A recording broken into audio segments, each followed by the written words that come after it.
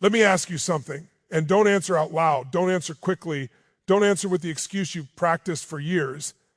Answer from that quiet, uncomfortable place inside you that speaks only when the world goes silent late at night. Why are you still living a life that feels smaller than what you know you're capable of?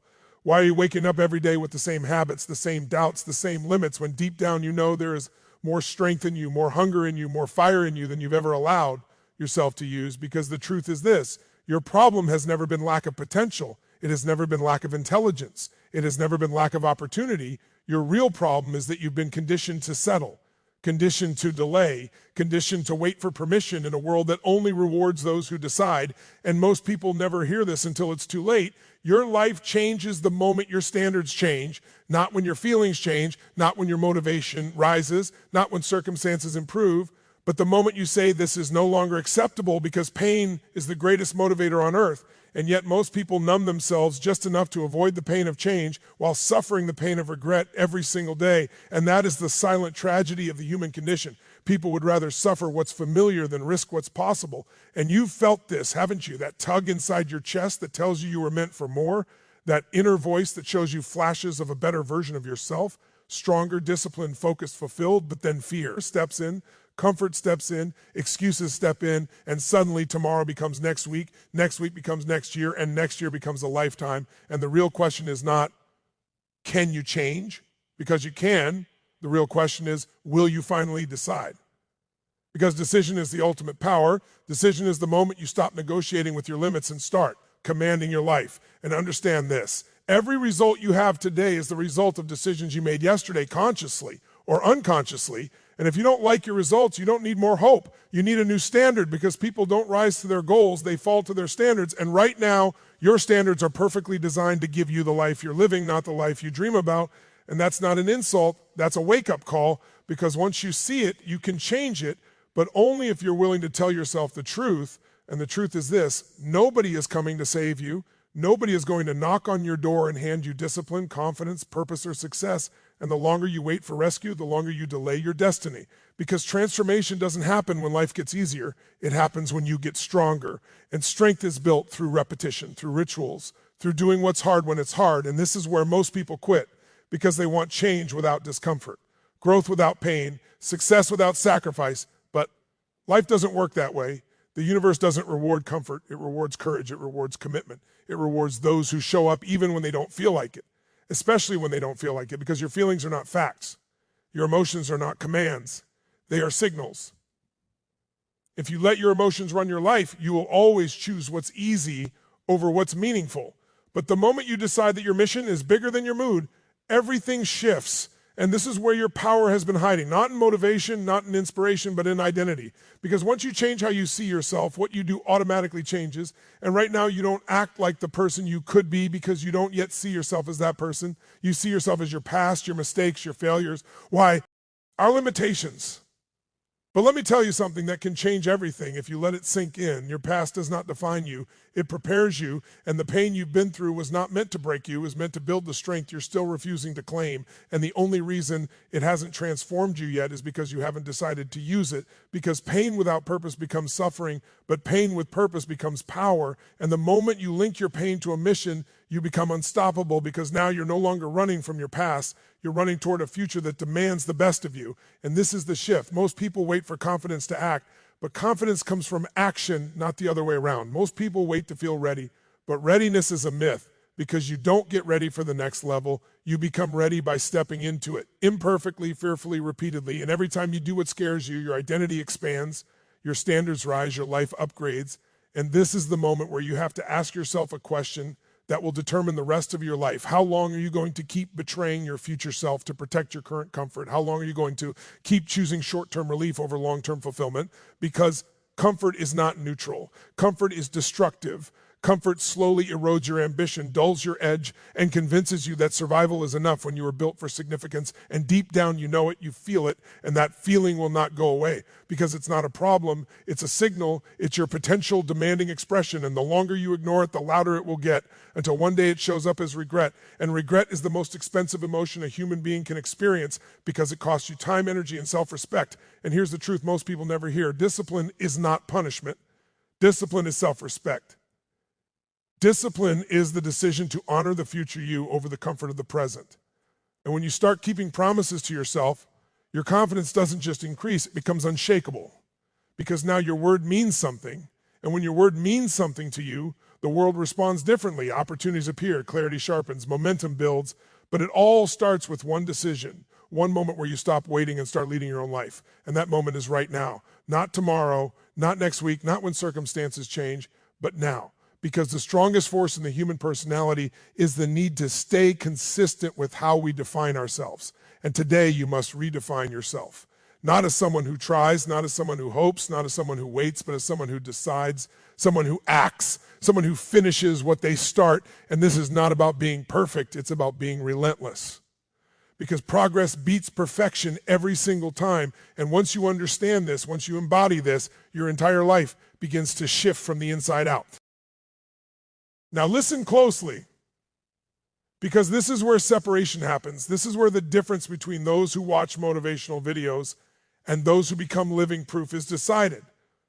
Because insight without execution is entertainment, not transformation, and you don't need more entertainment, you need a system.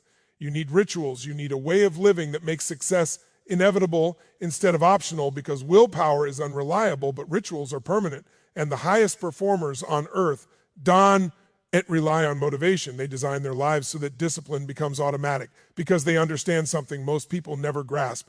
You will never outperform your daily rituals. Never. Not consistently. Not sustainably. Because who you become is shaped by what you do every day, especially on the days you don't feel like it. And that's why the first ritual you must install is not a morning routine, not a productivity hack, but a standard. A non-negotiable identity-based standard that says, this is who I am now, and this is how I operate no matter what. Because once you decide who you are, behavior follows. And the problem is most people let their behavior define their identity. Instead of letting their identity dictate their behavior, they say, I'll act confident when I feel confident. I'll be disciplined when life calms down. I'll go all in when I'm ready, but readiness never arrives. Life never calms down, and confidence never appears before action.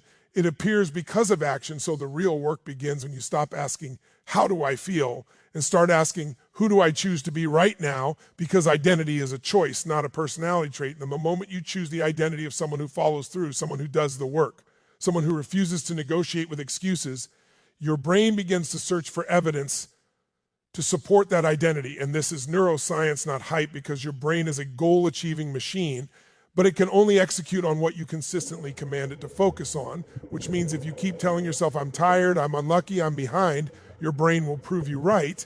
But if you start commanding it with a different language, I am disciplined, I am committed, I do hard things daily, your neurology rewires itself around that command. And this is why language is not just communication, language is programming. And the words you use internally shape your emotional state drives your actions, and your actions compound into your destiny, which means every day you are either programming power or programming limitation, and most people don't realize they're doing it unconsciously because they've never been taught to master their inner dialogue. They let their thoughts run wild like an untrained animal. But champions train their minds the same way athletes train their bodies, through repetition, conditioning, and deliberate practice. And that's why you must install a daily mental ritual, a time non-negotiable, where you condition your mind towards strength instead of letting it drift toward fear, because fear thrives in vagueness and disappears in action. Fear is not a stop sign, it's a signal that growth is nearby, and the more you avoid what scares you, the more power it has over you. But the moment you step into it, even imperfectly, its grip weakens. And this is why courage is not the absence of fear. Courage is the decision to act despite it, and that decision must be practiced daily until it becomes who you are, because repetition creates identity, and identity creates destiny. And this brings us to the next truth that most people resist but desperately need. Your environment is stronger than your will, and if you keep placing yourself in environments that reward laziness, distraction, and comfort, you will continue to get lazy, distracted, comfortable results no matter how badly you want more, because wanting is not enough. Desire without rupture becomes frustration, and frustration without action becomes self-doubt.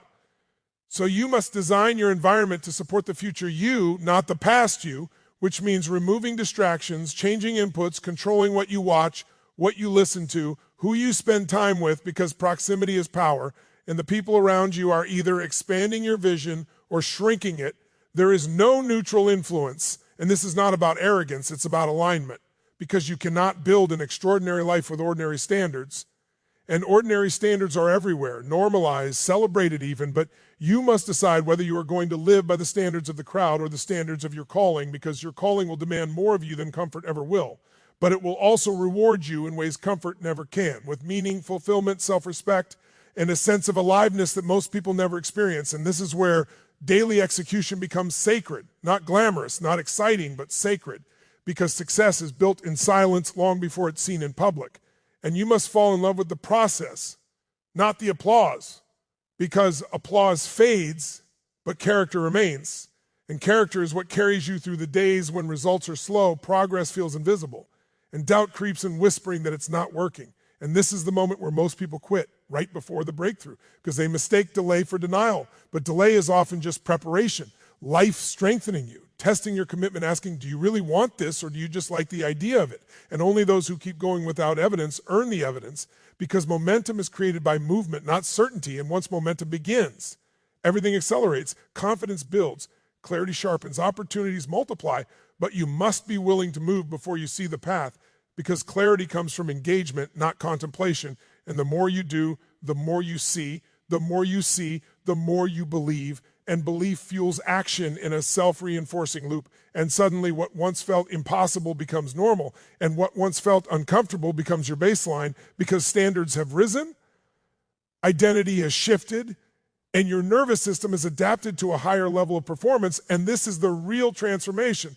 Not a single breakthrough moment, but 1,000 small decisions stacked daily, consistently, relentlessly, until your life no longer resembles who you used to be. And the most powerful part is this: once you prove to yourself that you can change, that you can follow through, that you can become disciplined, the ceiling on your life disappears, because now you trust yourself.